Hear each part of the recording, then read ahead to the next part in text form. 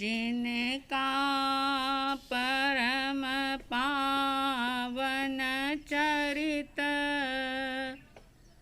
जल निधि समान अपार है। जिनके गुणों के कथन में गणधर न पावे पार है। बस वीतराग विज्ञान ही जिनके कथन का सार है। उन सर्वदर्शी सन्मति को वंदना शतबार है। उन सर्वदर्शी सन्मति को वंदना शतबार है।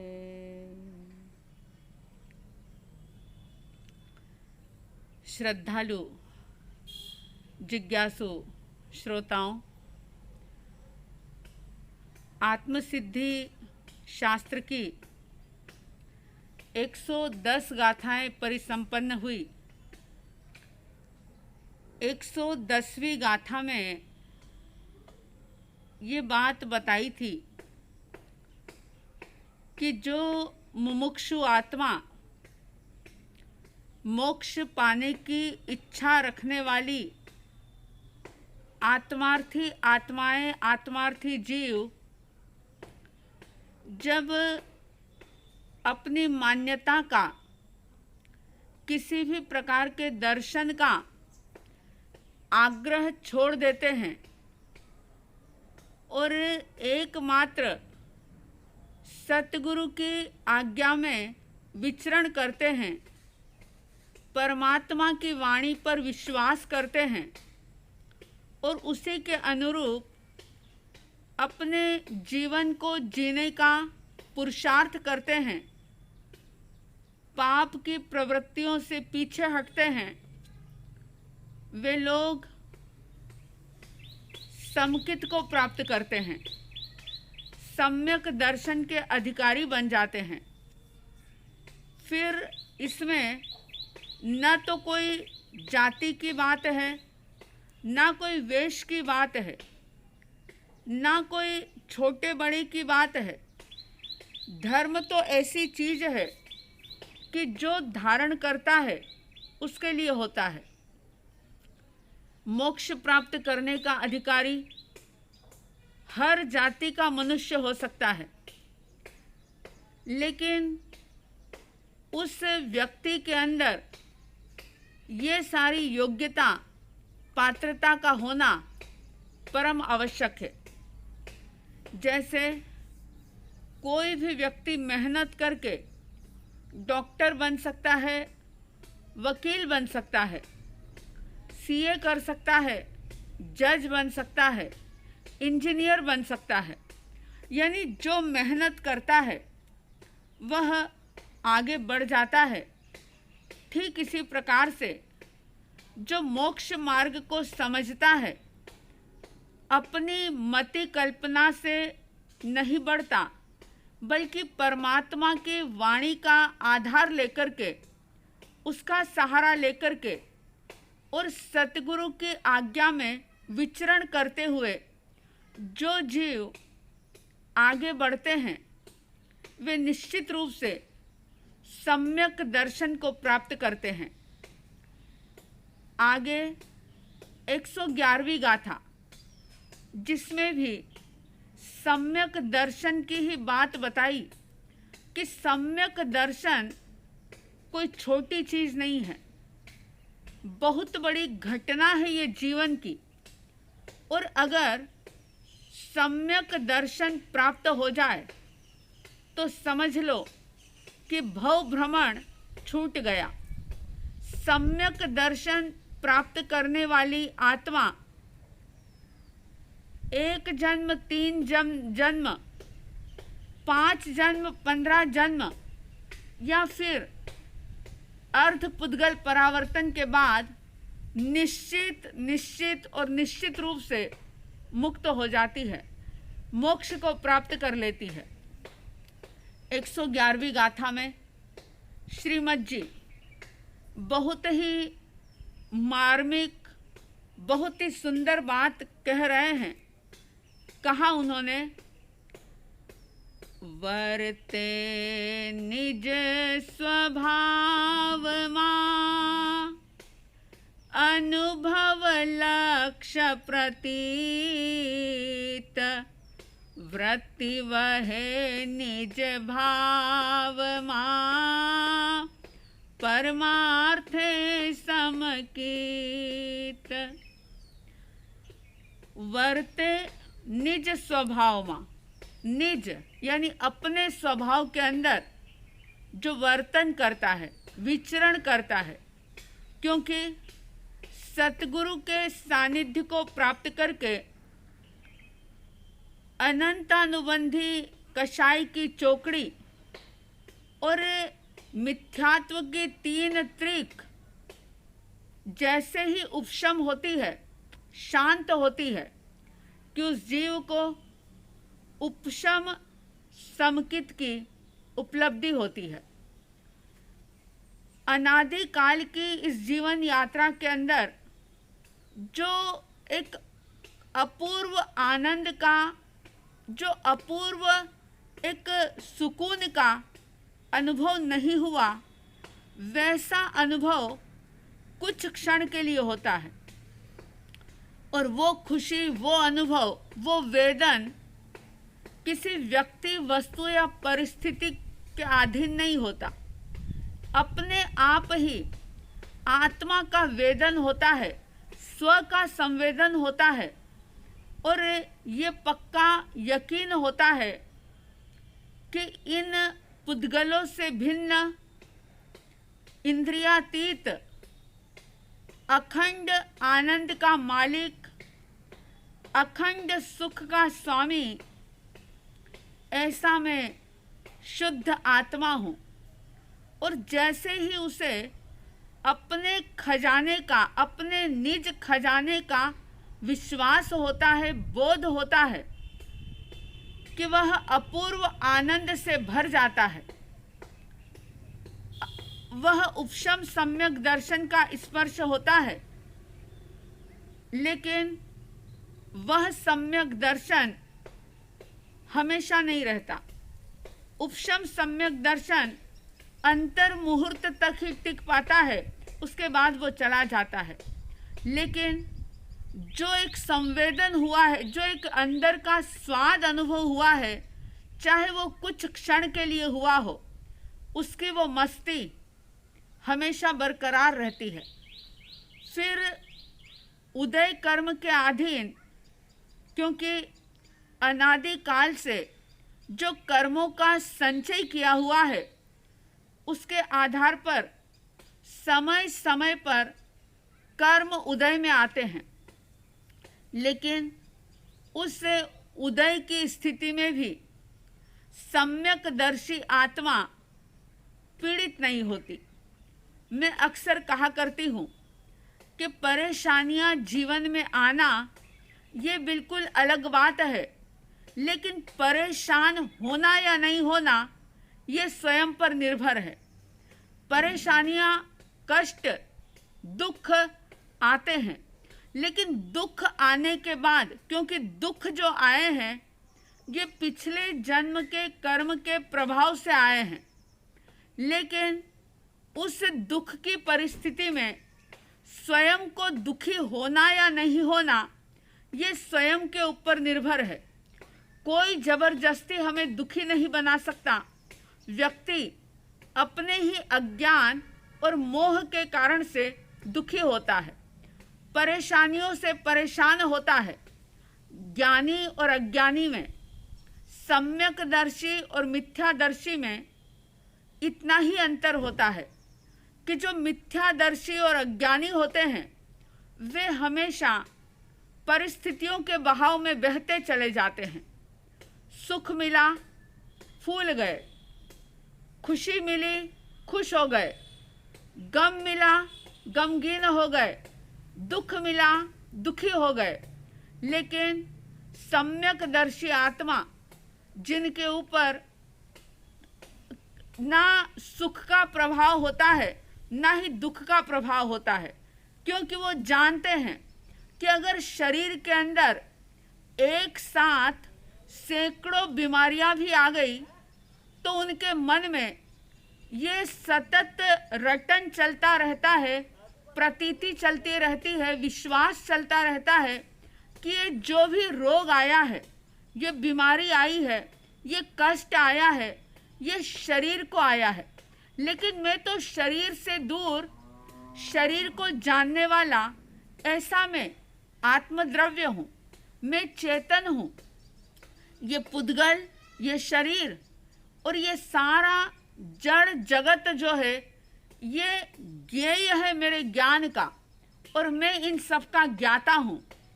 ये ज्ञेय है यानी ये दृश्य है, और मैं जो हूँ वो दृष्टा हूँ यानी मैं देखने वाला हूँ। ये बात सम्यक दर्शी के मन में हमेशा चलती रहती है। व्यवहारिक उदाहरण से बात बहुत जल्दी समझ आएगी कि जैसे मान लो कोई एक व्यक्ति ऐसा कि जो सैर करने के लिए, घूमने के लिए या किसी काम से जंगल में गया और वहाँ पर उसने देखा कि कोई एक स्वर्ण मुद्राओं से भरा हुआ एक घड़ा पड़ा हुआ है। अब वो व्यक्ति जल्दी से उस घड़े को देखता है, खोलता है, और खोलने के बाद जब उसने देखा कि इसके अंदर सोने की मोहरें हैं, स्वर्ण मुद्राएं हैं, बड़ा प्रसन्न हुआ। अब वो ये देखता है कि इसको कैसे ले जाऊं, अभी तो ले जाना मुमकिन नहीं, क्या किया जाए, कोई मुझे देख ना ले, कोई मेरे इस घड़े को देख ना ले। ऐसा इधर उधर देख करके वो उस कलश को, उस घड़े को ढक करके, छुपा करके रख देता है, और कोई साधन लेने के लिए जाता है कि इसे उठा के ले जाना मुश्किल है। अब वो जाता है, साधन की तलाश करता है और वापस आता है।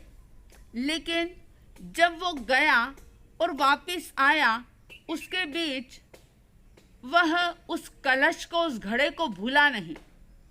ठीक इसी प्रकार से जब अंदर के खजाने का भान हो जाता है, प्रतीति हो जाती है, विश्वास हो जाता है, अनुभव हो जाता है, तो ऐसा व्यक्ति दुनियादारी के सारे काम करता है, लेकिन हमेशा ही अपने भीतर की मस्ती में मस्त बना रहता है। फिर व्यापार में, धंधे में बहुत ज़्यादा प्रॉफिट हो जाए तो भी वो फूलता नहीं, इतराता नहीं, घमंड नहीं करता, और अगर लॉस हो जाए तो भी वो दुखी नहीं होता, क्योंकि ये बात समझ में आ जाती है कि ये सारे कर्म संयोग है, और जहाँ संयोग है वे सुखद भी होते हैं, दुखद भी होते हैं, वे अनुकूल भी होते हैं और प्रतिकूल भी होते हैं, और संयोग का एक न एक दिन वियोग भी होता है। ये बात बहुत गहराई से उनके भीतर में चलती ही रहती है, और उसी बात के आधार पर हर परिस्थिति के अंदर वे अपने भीतर में अंतर्मुखी बनते हुए अंतर के आनंद का अनुभव करते हैं।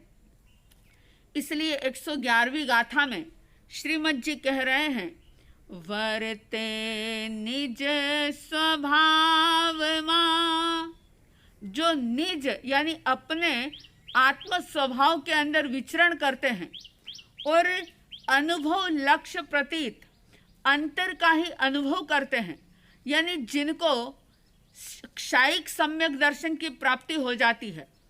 मतलब ये, क्षायिक सम्यक दर्शन का मतलब ये कि जो आत्मा का अनुभव हुआ है चाहे वह वेदन हमेशा, यानी वो स्मृति हमेशा ना भी बनी रहे कि मैं जीव द्रव्य हूँ, लेकिन फिर भी भीतर की मस्ती हमेशा बनी रहती है। फिर दुख में वो व्यक्ति दुखी नहीं होता।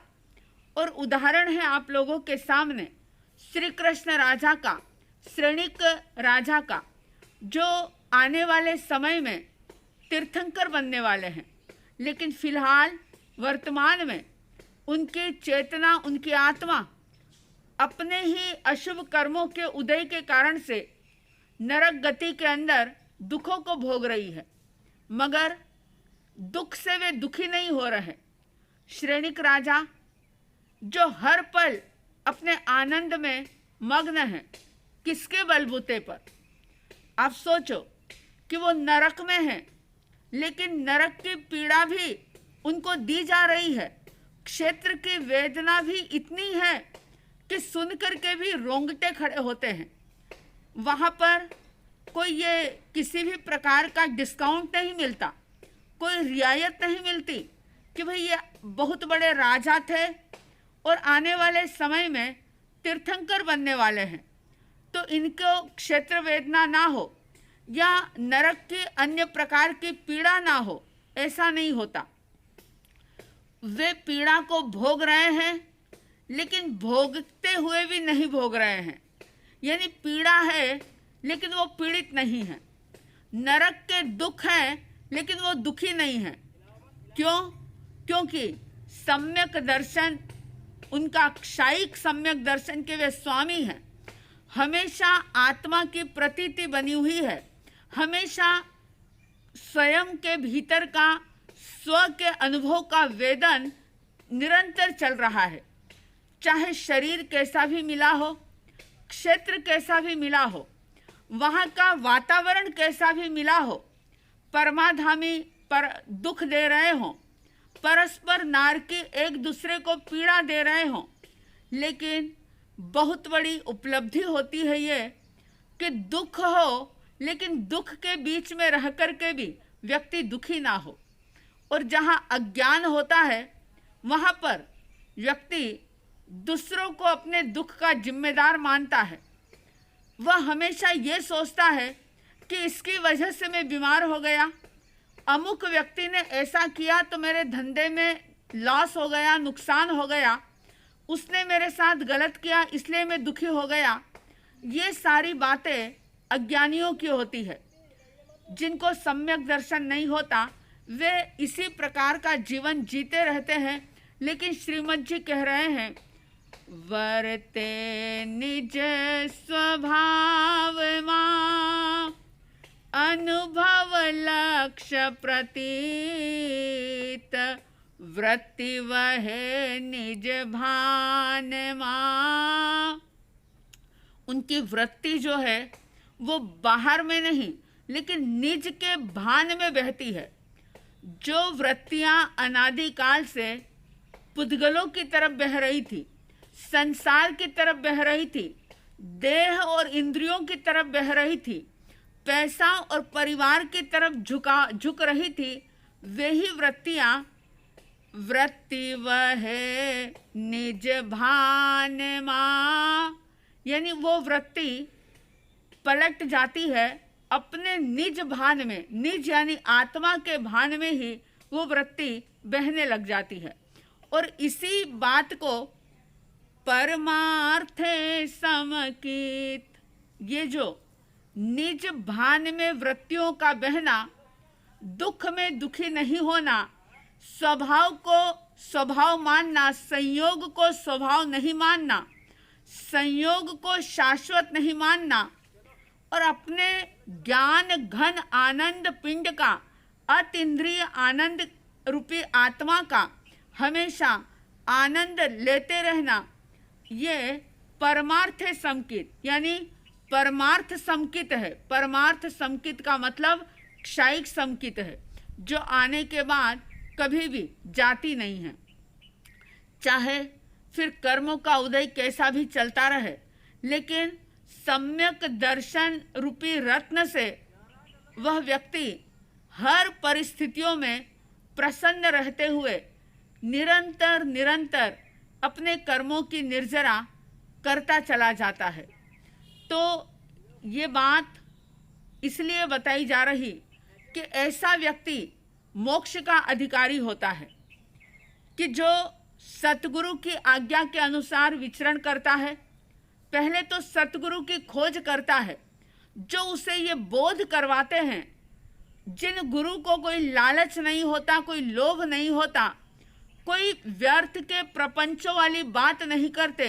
वे सिर्फ एक ही बात कहते हैं कि बस अपने आप को जान लो, अपने स्वभाव को समझ लो, तुम आत्मद्रव्य हो, आत्म तत्व को जान लो। सबको जाना और खुद को नहीं जाना तो कुछ भी नहीं जाना। तुम शरीर नहीं, तुम इंद्रियां नहीं, तुम इन सबसे निराले तत्व हो। ज्ञान तुम्हारा गुण है और बाकी सारे चीजें जो है वो तुम्हारे ज्ञान का ज्ञेय है, यानी वो दृश्य है और तुम दृष्टा हो। दृश्य बदलते हैं लेकिन दृष्टा जो है कायम रहता है, हमेशा रहता है। और इस प्रकार से सतगुरु के उपदेश को सुन करके जो अपनी वृत्ति को निज स्वभाव के अंदर ले जाता है, यानी निज स्वभाव का आलंबन लेता है और अनुभव उसका लक्ष्य रहता है, हमेशा प्रतीति बनी रहती है, और उसकी जो बहिर्मुखी वृत्तियां थी वे निज स्वभाव के अंदर अंतर्मुखी बनती है, यानी भीतर की तरफ झुकती है, मुड़ती है। तो ऐसा व्यक्ति क्षायिक सम्यक दर्शन का अधिकारी बन जाता है। सबके भीतर में परमार्थ संकेत, क्षायिक संकेत प्राप्त करने की प्रबल भावना जागे और इसके लिए प्रैक्टिस करें, पुरुषार्थ करें, प्रयोग करें कि संयोग सुखद हो चाहे दुखद हो, ना तो खुशी में फूलना है, ना दुख में दीन होना है, दुख में दुखी भी नहीं होना और खुशी में खुश भी नहीं होना। इस प्रकार का जीवन के अंदर अभ्यास करें और ये सोचें कि ये सब परिवर्तनशील संसार है, ये सारा दृश्य जगत है, लेकिन इसका दृष्टा मैं हूँ। मैं जानने और देखने के गुण से युक्त ऐसा मैं शुद्ध आत्मद्रव्य हूँ। इस प्रकार निरंतर भावना प्रवाहित होती रहे और क्षायिक सम्यक दर्शन की तरफ आगे बढ़ने का पुरुषार्थ प्रबल होता रहे। ऐसी साध्वी द्वय की तरफ से हार्दिक हार्दिक शुभ मंगल भावनाओं के साथ जय प्रभु महावीर, जय गुरु आनंद।